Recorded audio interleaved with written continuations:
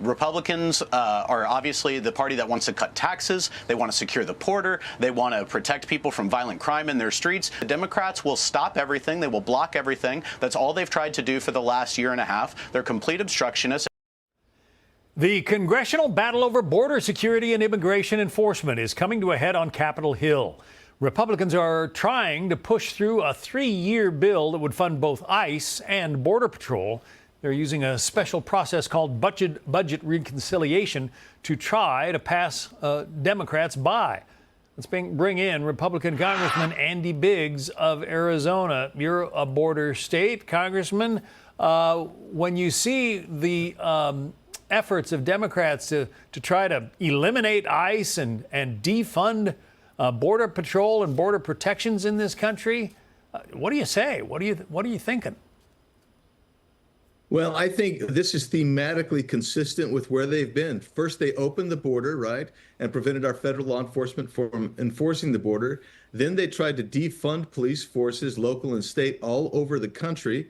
And now you get the federal forces federal law enforcement having to deal again, ICE and CBP, with the aftermath of those two disastrous Democrat policies.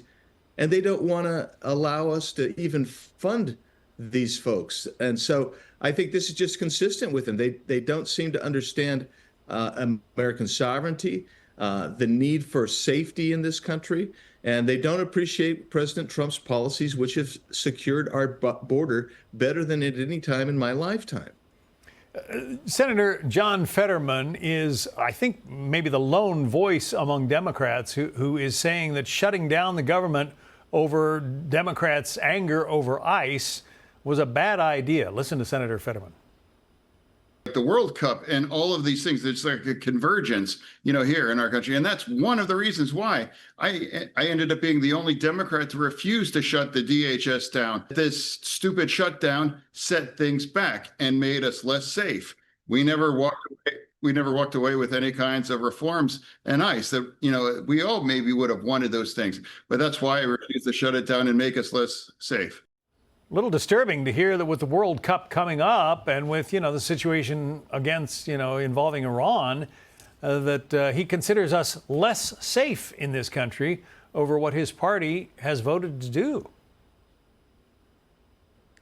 Well, he makes a tremendous point. When we've been briefed on this, we're talking about, John, essentially 16 Super Bowls going on at various parts around this country. And when you have one Super Bowl, you have federal, state, local police forces coming in and actually get from neighboring states, et cetera. And so we need all of that, all hands on deck.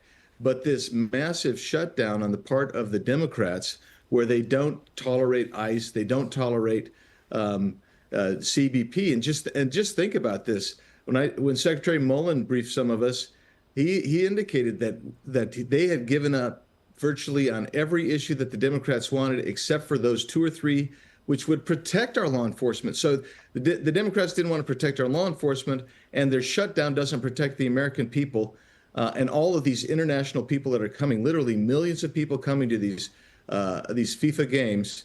And, Fetterman's right. I mean, this is a huge problem.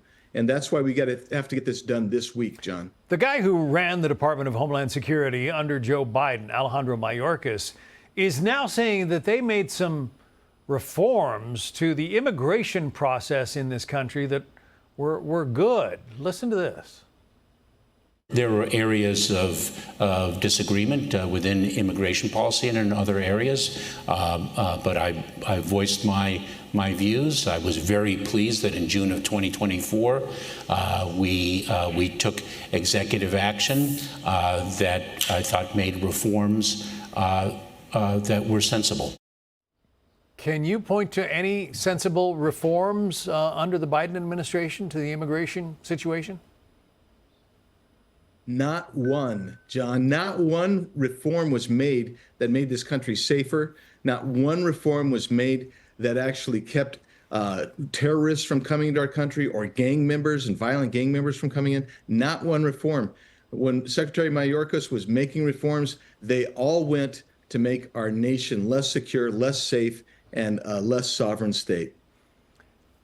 So, with the games coming up, FIFA games coming up, and with DHS sort of back on its feet now, how confident are you that they're going to be able to, go full court press and keep those games secure?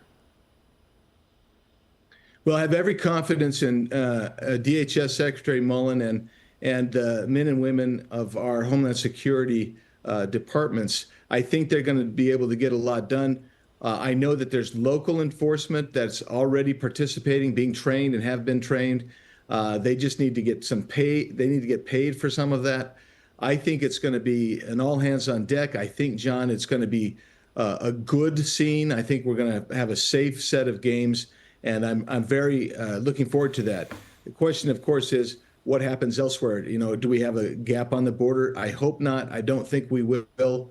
But this is a tall order that the Democrats have tried to prevent us from accomplishing. All right. Congressman Andy Biggs, Republican from Arizona. Congressman, thank you. Thanks, John. Be sure to like and subscribe for all the Fox News latest on YouTube and catch full shows streaming now on Fox One.